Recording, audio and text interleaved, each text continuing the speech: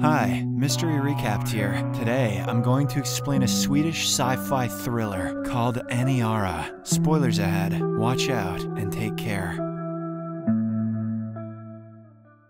The movie begins with dramatic scenes of Earth facing catastrophic destruction, severe storms, the effects of climate change, rampant pollution, and general human negligence have rendered the planet nearly uninhabitable. We are then introduced to Aniara, a state-of-the-art spaceship designed to transport human refugees from Earth to Mars in just 3 weeks. The ship is the epitome of luxury and self-sufficiency, equipped with everything needed for survival. It provides food, oxygen, water, artificial gravity, and all necessary amenities to ensure a safe and comfortable journey for its passengers. In the next scene, the journey from Earth to Mars begins, and the travelers are attended to by staff who ensure their comfort. The trip starts with much anticipation, with passengers exploring the various amenities including a shopping mall, swimming pool, nightclub, looks-maxing workshop, and restaurants. Our protagonist, Mima Robe, is responsible for managing Mima, an extremely advanced artificial intelligence system capable of accessing human memories, their best experiences, and happiest moments to create an immersive 360-degree virtual reality simulation. Mima is on board Aniara to simulate Earth's natural beauty, and Mima Robe's job is to operate the AI and train people on how to navigate its otherworldly experiences. When one steps under Mima and lowers their head, they are completely swayed by the illusion. It makes them feel as if they were back on Earth when it was green, lush, and beautiful. The AI is mainly designed to heal people from stress and anxiety, and help them navigate their emotions after the destruction of Earth. This experience feels so real that some might get lost in it. Only a person such as Mima Robe with proper training and focus and control can manage this sophisticated system effectively. In the next scene, Mima Robe accesses Mima and relives her memories of hiking into a vibrant forest and eating fresh fruits. After the session, she discovers that she'll have to share her room with an older woman, known only as the astronomer. The next day, Mima Robe begins inviting passengers to try out Mima, but not many are interested. Most people are indifferent to the AI, as the 3-week journey to Mars seems too short for anxiety to really set in. After a brief introduction to the virtual reality system, she takes 5 passengers into the Mima Hall and provides them with instructions on how to start experiencing Earth's green and lush environment. Suddenly, the spaceship collides with space debris, causing a powerful jolt. Some debris hits the nuclear reactor and completely destroys its propulsion and navigation systems. The crew soon realizes they've lost their way and have ended up in an unknown location in vast space. Maybe they should have put some shields around that reactor instead of building a shopping mall. To settle the ensuing chaos among the passengers, the captain streams a video message across the ship and explains that Aniara had to make an abrupt course correction to avoid the space debris. Unfortunately, one piece of debris pierced the ship's nuclear reactor, causing an immediate meltdown within the reactor's core to prevent a catastrophic explosion and nuclear fallout. The crew had to eject the reactor with all of the ship's fuel. This drastic measure has left the ship without propulsion or navigational control. It is now drifting off course with every passing second. The captain explains that while this predicament is severe, it will eventually be resolved. The plan is to wait for a celestial object or planet to come close enough for them to enter its gravitational field. The captain mentions that this could extend the 3-week journey to as long as 2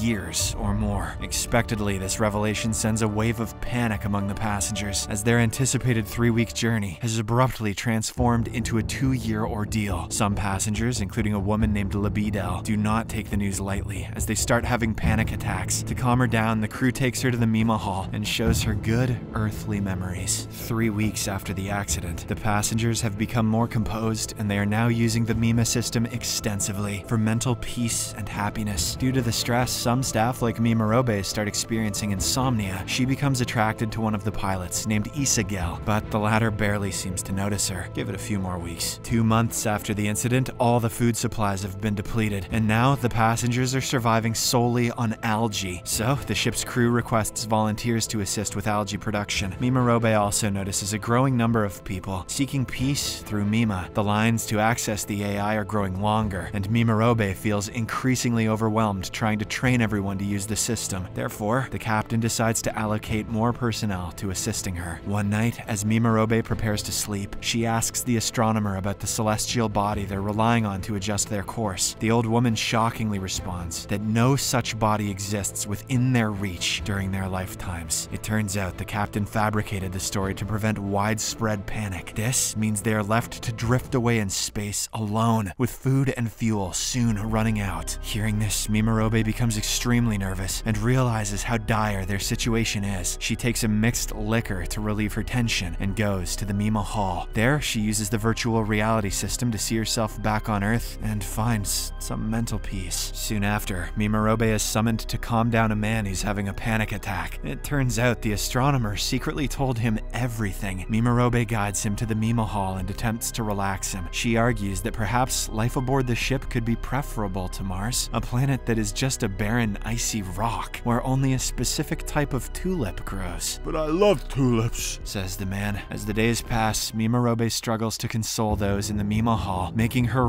really stressed. She once again confronts the captain and tells him that they need to prepare for the inevitable panic when people realize they are lost. The captain agrees and mentions that the water supply is running low, which will soon force them to reveal the full truth. He intends to come clean once they have adjusted to their reliance on algae. 3 years pass aboard Aniara, and as the hopes of living fades, people turn to parties, alcohol, and casual coitus to distract themselves. Realistically, this would have taken 3 days, not 3 years. Many of them continue to rely on Mima to escape their dire situation, while Mimarobe's affection for Isagel continues to grow. One evening, Mimarobe is at a nightclub, engaging in a casual hookup with a guy. Isagel catches them in the act and looks a bit disappointed, but Mimarobe ignores her and casually takes the guy to another room for intimacy. The following day at work, she is increasingly overwhelmed by the long queues forming outside the Mima Hall. Some passengers even try to bribe her to skip the line, but she remains committed to fairness for all. The only person she allows in the Mima Hall after hours is her crush, Isagel. She explains that the guy she saw last night meant nothing. It was just a casual fling. Sadly, Isagel doesn't seem to care, and she simply leaves with an indifferent expression. In the following weeks, Mimarobe notices something unsettling during her own Mima sessions. As she immerses herself in the virtual reality experience, she detects distortions within the system. While floating in a peaceful river scene, she witnesses birds falling dead around her, and at the same time, Mima's voice starts chanting eerie and disturbing messages. Mimarobe then wakes up from the illusion and checks the monitoring device. Shockingly, she discovers that many passengers are experiencing terrifying dreams and suffering from severe mental distress and seizures. Mimarobe realizes that the system is malfunctioning from constantly processing everyone's traumatic memories about Earth's destruction. Concerned for the AI's well-being, she decides to temporarily close the Mima Hall. This expectedly upsets many passengers, and they end up complaining to the captain. In the next scene, the captain scolds Mimarobe and warns her that restricting access to Mima could disturb the ship's fragile peace. He insists that the system must stay on, or people will go insane. Mimarobe tries to explain that the AI desperately needs rest and suggests shutting it down for a month, but the captain dismisses her idea because the notion of a computer needing rest is stupid. The next day, an elderly man using the AI system experiences a flood of horrifying memories and apocalyptic scenes of Earth's destruction. As Mimarobe tries to disconnect him, Mima suddenly becomes active and starts chanting disturbing messages. It then self-destructs, scattering debris and ash over the people below. In the aftermath of this incident, the people are left hopeless, as now they have no functional way to cope with their emotions. Mimarobe is particularly crushed by the loss of her AI, but her troubles have only begun, as some people start blaming her for the incident. Even the captain agrees with them and decides to punish her. Isagel supports Mimarobe this time and tries to defend her, but sadly, both of them end up being imprisoned as the crew perceives their actions as crimes against Mima and the people aboard Aniara. It's now been 4 years since Aniara deviated off course, and life on the ship has changed dramatically. Many people struggling with mental disorders commit the unthinkable, while others start forming a cult. Meanwhile, Isagel and Mimarobe grow very close during their imprisonment. They are eventually released early due to the ship being low-staffed. Isagel is reassigned to logistics, while Mimarobe is tasked with teaching. The captain hopes that educating the brightest children on board might one day lead to a solution that will enable them to reach Mars. Meanwhile, Libidel heads a cult and promotes bizarre beliefs to fill the void left by Mima. Isagel and Mimarobe attend one of these gatherings at night, only to discover it's actually a large orgy to increase the ship's dwindling population. Although this spooks the duo, they eventually give in to their desires and end up having coitus with other men. Several months have passed since the night of the orgy, and Isagel finds herself pregnant, but it appears that she's deeply unhappy about it. She sees the child as a burden, not a joy, especially given their dire situation aboard the ship. Wanting to lift her partner's spirits, Mimarobe proposes building a beam screen that can project images of Earth. It would offer a connection to their lost home now that Mima is gone. However, the captain rejects the idea and insists that she prioritize the education of children, which is crucial for their future. Months later, Isagel eventually gives birth, but falls into deeper depression. She contemplates drowning the baby in a pool, but changes her mind at the last moment. One day, the astronomer suddenly discovers an object approaching their vessel. They hope it is a probe carrying enough fuel and food supplies to redirect their course back to normal. The captain hastily announces this to the passengers, bringing them a sense of relief. They expect to reach the probe within a year and start preparing for its arrival. Cut to 12 months later. The ship has nearly reached the probe. All the people seem to be excited, and Isagel has also gained her confidence back. She, along with Mimarobe, are raising their son with renewed optimism. Later, as the crew prepares for the approaching probe, they note that its design is mysterious and struggle to identify its contents. One engineer suggests the probe might be radioactive and too sophisticated for their knowledge. Despite their continued efforts, they fail to access its contents. Frustrated, the astronomer turns to alcohol and begins harassing the scientists working on the probe. She dismisses the vessel as a meaningless coincidence and mocks their foolish efforts. She also claims that even God won't come to save them. Seeing her poor condition, the captain comes up with an idea. He says that he will award the astronomer for discovering the probe by naming it after her. In exchange, she has to hide the fact that the probe is useless until more information can be gathered. The captain plans to deliver a speech reassuring the people that everything is going according to plan. However, the astronomer refuses to keep silent. She believes they are trapped with no hope of escape and describes the ship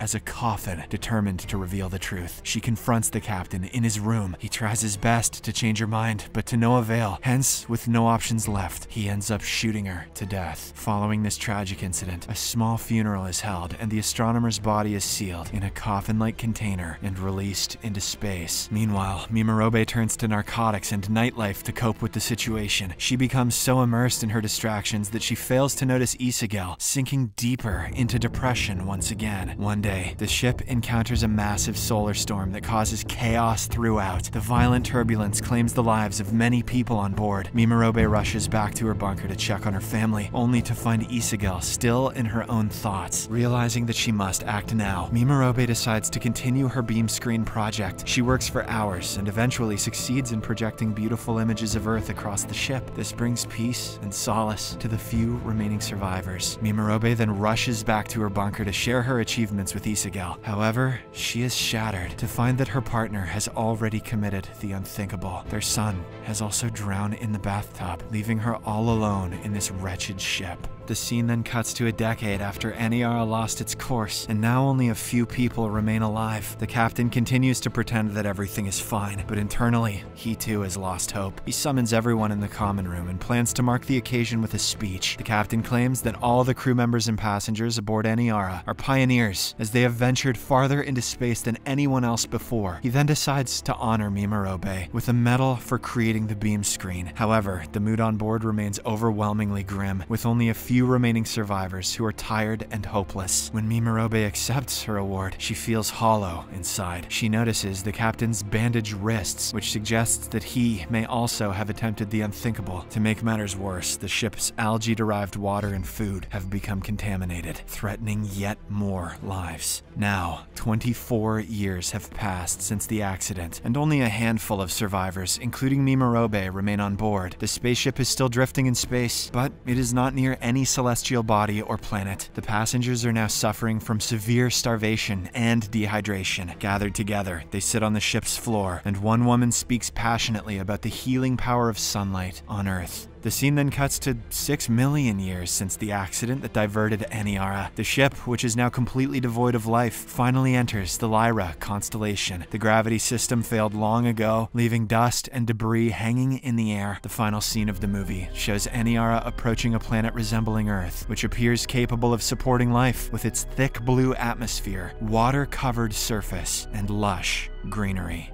Subscribe for more videos like this, turn on notifications, and leave a like to help the channel out. Thank you for watching.